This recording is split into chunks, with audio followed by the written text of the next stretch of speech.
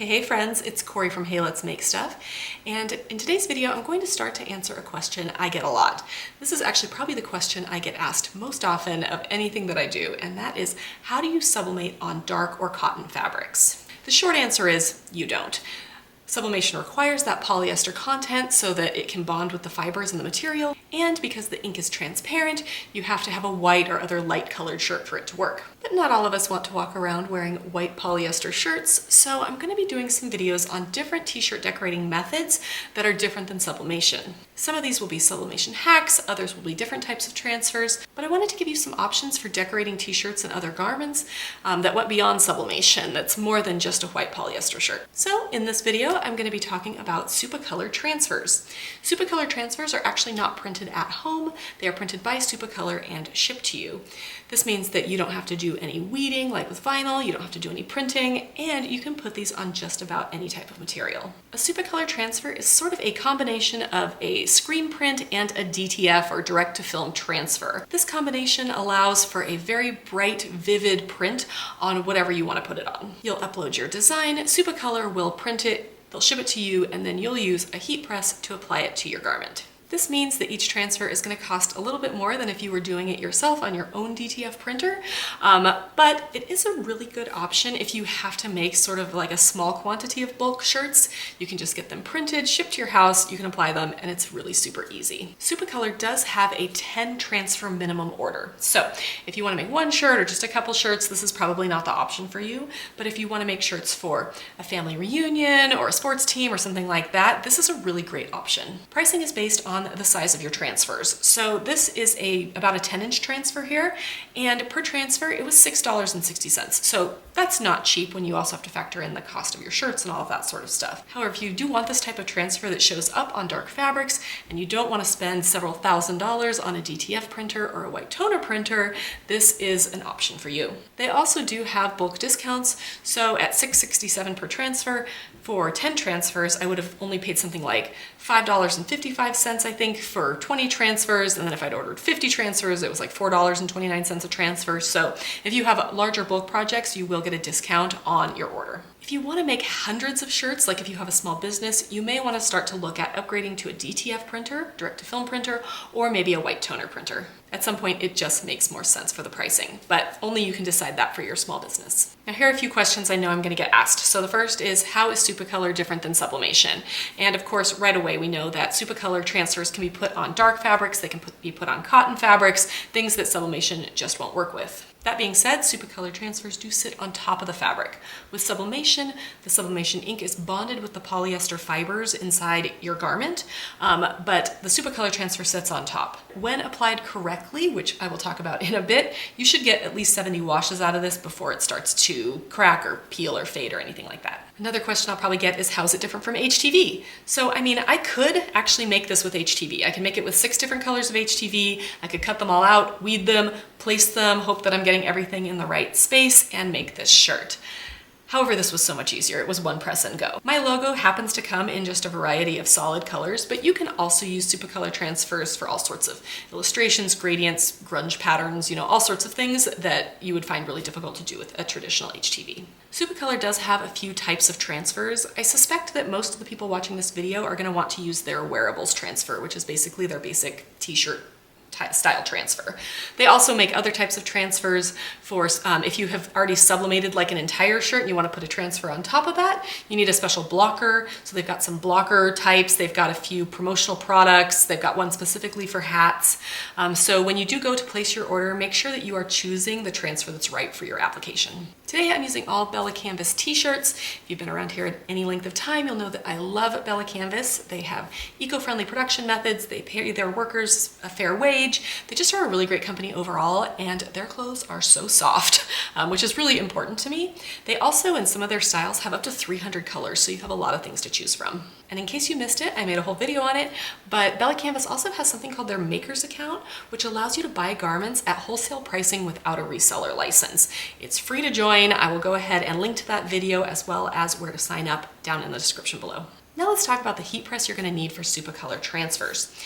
So they recommend heavy pressure, which sort of limits the number of presses you can use. I'm using my Wallapress from Heat Transfer Warehouse. It has worked beautifully. I did actually on this shirt here try my Cricut AutoPress, and I tried my Cricut EasyPress. So the AutoPress actually did a good job. I'm not sure it quite got the pressure of this press, but when I peeled back the transfer, I had no lifting at all.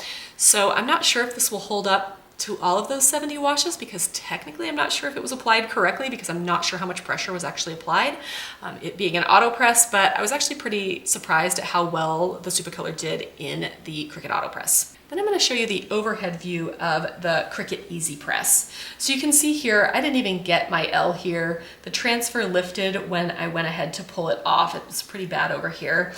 I tried with all my might to get as much pressure as I could out of this EasyPress, and it just didn't work very well. So you are going to need a press that can apply a decent amount of pressure. So that means I've set my Wallapress here to heavy pressure. It does take a little bit of effort to close it. Before we get into ordering a Supacolor transfer, let's talk a little bit about your artwork. Anything that's transparent in your artwork is going to be transparent on your transfer. So I did not have any kind of white background or anything on here. If I wanted a white background, I would have had to do some sort of offset or shape and colored that actually white because it's just not going to show if it's a transparent background. You're also going to want to think about your garment colors. So normally my logo actually has black Halettes and by Corey George on it. Those are in black, but I knew that I wanted to put this on a black shirt, so I went ahead and changed the color in my artwork to white so that it would show up. I did also put this transfer on some other colors just to see, and you can see here that on the pink, you can read it, but it's very light. This is not the best color to put it on. And then over here on this off-white, it was even worse. You can barely read this part here. I think next time I would probably order 2 different transfers, one with white lettering and one with black lettering, so I could put them on whatever I wanted. You can also order a $10 digital proof. They'll send you a digital proof of your artwork after it's been uploaded, what it's gonna look like, and that can help make sure that what you're ordering is exactly what you want. All right, I'm gonna pop over to my computer. I'm gonna show you how to order a Supacolor transfer on the Heat Transfer Warehouse website. They are my favorite distributor, so ordering through them is super easy, and I'll show you how to do it now. So here I am at Heat Transfer Warehouse, and if you go over here to Custom Services, you can choose Supacolor Transfers. This is going to take you to their main page, and like I mentioned before, they have different types of transfers here. For this one, I'm using wearable transfers, and that will take me to the product listing. And here you'll see we have a ton of options. So to start here, you want to select the size of your transfer. So you're going to try and pick the size of the transfer that is most similar to the size that you want to print. You don't want to choose a huge transfer for a small image, for example. You can also choose a gang sheet, which is where you can put a lot of small images on one big gang sheet, which will save you a lot of money. So if you have smaller images, you may want to try using a gang sheet. So for my logo, I'm going to choose this 8x3 by 11.7. It seemed to be the best size for my logo. If you're reordering, you can enter that here and they can just reprint your order for you. But instead, I'm going to go ahead and choose my file. So you can see here my file is uploaded. And then you choose what size you actually want your transfer. So my sheet is actually 11.7 here, but I'm going to actually just say that I want it to be 10 inches wide. Then you're going to choose your garment type. This will just change a little bit how they mix the ink. So I'm going to just choose cotton. And then here you can choose your garment color. So if you're going to put this on white, they're probably not going to put a white backer on it, but if you're going to put it on a dark color, they will add like an extra layer of ink. This is what I'm assuming happens here. I'm actually not 100% sure, but I do assume that when you choose your garment color, they will help figure out how they're going to lay that out perfectly in the ink so that it will show up the best on your garment. So I'm going with black. I do not want a digital proof, and then you could just acknowledge that you have read all the specifications. You can change your quantity down here at the bottom, and then you can add to cart. It did take about a week for the transfers to be made and to be shipped to me, so if you have a rush order, this is probably not for you. So once you receive your transfers, this is what they're gonna look like. It's basically a film that has your image on it. On the back, it feels kind of rough, and I'm pretty sure that's the adhesive. So it's not sticky at all, which is really nice. I can set it down. It's not gonna pick up any dog hair. And as far as I know, you can store these as long as you need. You don't have to make them right away. All right, let's go ahead and make a shirt. So for this one, I'm using another Bella Canvas tee. It's one of their long sleeve heather shirts. So one of the things you want to do is when you are putting your garment on the bottom of your heat press, if possible, I know it's not always possible, you want to put the bottom platen of the heat press inside the shirt. So you don't want that bottom layer of the shirt underneath the top layer if possible.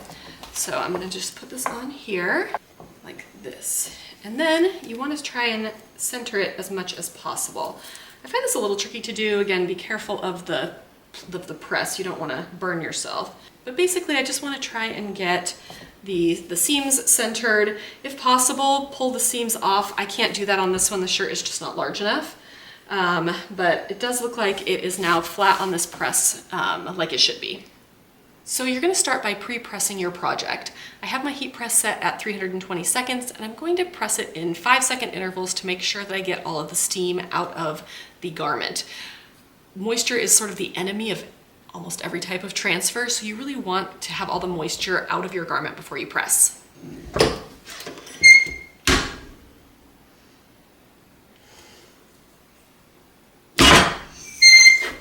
Now I'm going to actually press my transfer.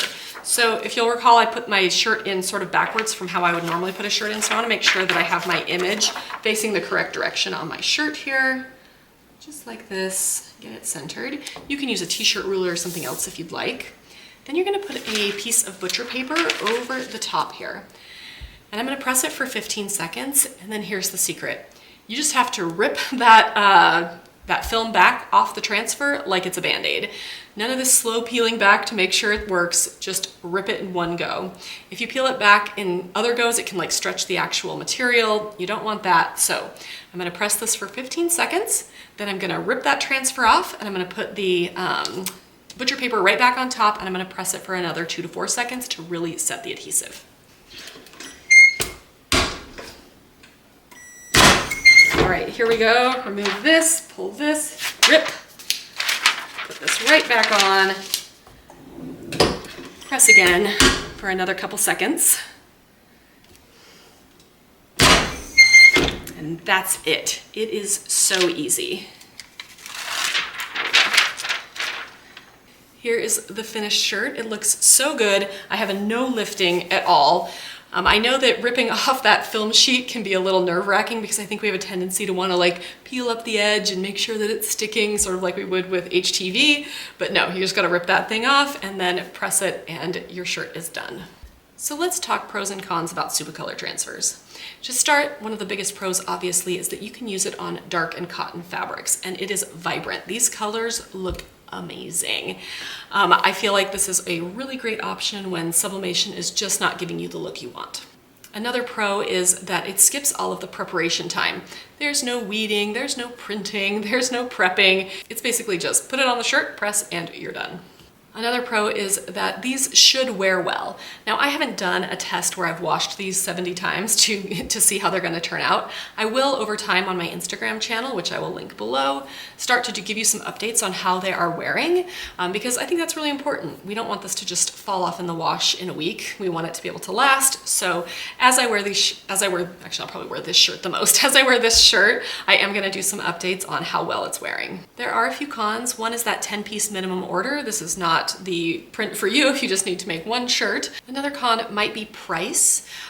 You are getting convenience here, so being able to press super quick, you are going to pay a little bit more for that, but also value your time. If you were going to spend all that time cutting and weeding HTV or using printable vinyl that might not last as long, you know, there may be a smaller price gap there than you might think. Overall, I really do think this is a great option for small batched projects. So whether or not, like I said, you need to make family vacation t-shirts, or if you want to make reunion t-shirts, team t-shirts, a whole bunch of things for Girl Scouts, those sorts of things, this is the perfect product for that.